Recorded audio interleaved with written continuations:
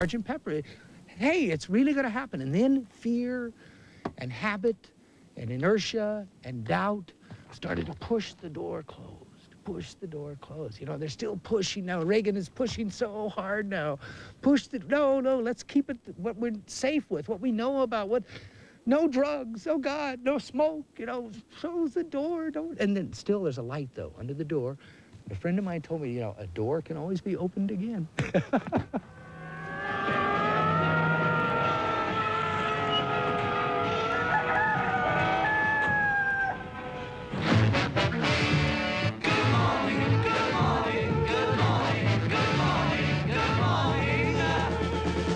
To do to save his life, call his wife in. It had become clear to the authorities on both sides of the Atlantic that all this nonsense was getting out of control and had to be stopped. Examples had to be made. Hoppy, John Hopkins, one of the leaders, if that word is permissible, of the underground, was sent to prison by Judge Seaton, who described him as a pest to society. And we saw ourselves under attack. Earlier, International Times and the Indica Bookshop had been busted. IT, the International Times, was produced from the basement of the bookshop. It was the underground's communications center, and to the police, faced with an often elusive quarry, it must have seemed an obvious place to start. I think the police reacted so strongly to IT because of our advocacy of legalization of soft drugs. We were opposed to censorship. We were generally an all-round libertarian paper, and this was very much against the way they thought Britain should be going.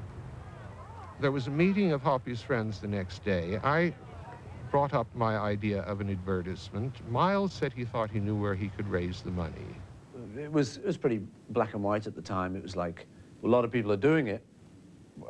Certainly were a lot of people doing it. It's like, why make criminals of them all was the basic thought. On July the 24th, 1967, 64 people, well known variously in medicine, politics and the arts, including the four Beatles, put their names to a full-page petition in the London Times under the bold heading, "The law against marijuana is immoral in principle and unworkable in practice." Lord Hailsham told the editor that publishing it would be on his conscience forever.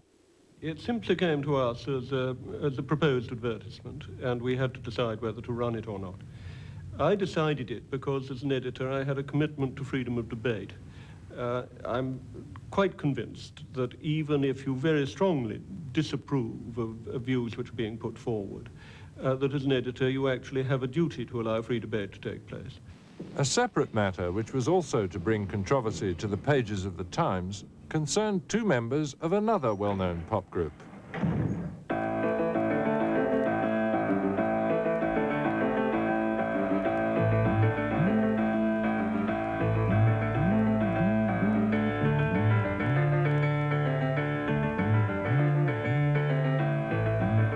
Evidence that an unnamed naked woman was sitting on a sofa with a rug around her when police raided Keith Richards' house at West Wittering was given in court today.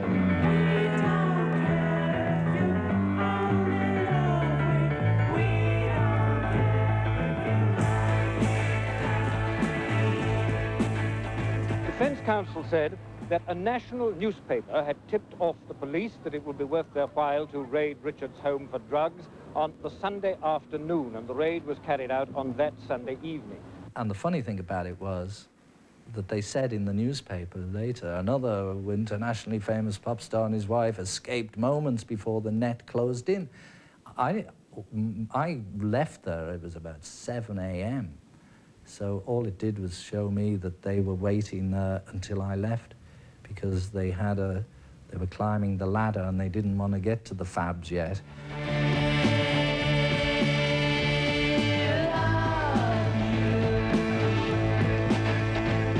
And there goes lunch for Fraser and Jagger in the cells.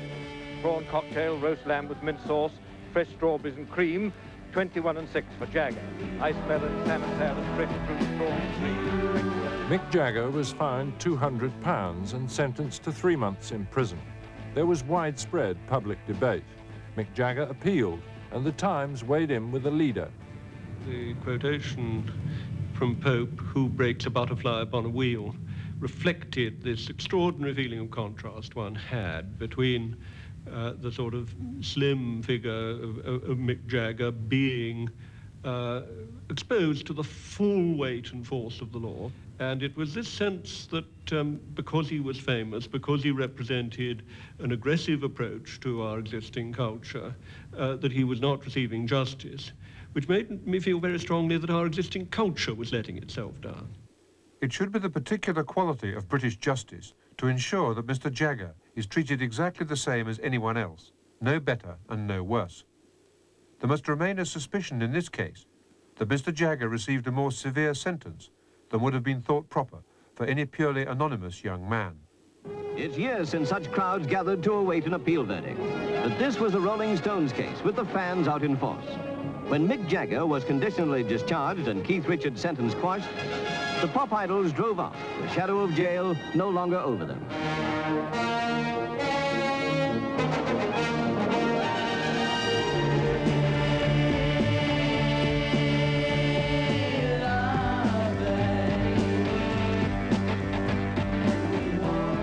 Later that day, Mick Jagger flew to a country garden to meet a bishop, a leading Jesuit, a former Home Secretary, and the editor of the Times, 4 distinguished members of the establishment who were hoping he would be able to help them understand what was going on.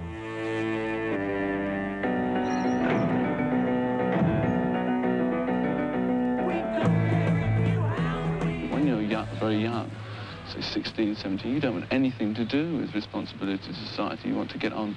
One has just one's own very small life within a sort of teenage group. And you don't want to care about everything that everyone else does is wrong, and you know it. But of course, you're not always right. But that's all you want to do. And this is the main thing is to start off with was just have as good a time as possible. When the Beatles and the Rolling Stones came along and sort of grabbed media and turned it to their own purposes and actually put messages in their music and so on and so forth, this was a very big stimulation and a very big turn-on for us, and it was the light at the end of the tunnel. These things can be said, these things can be expressed. There is another way. You know, we don't simply have to put up with what is.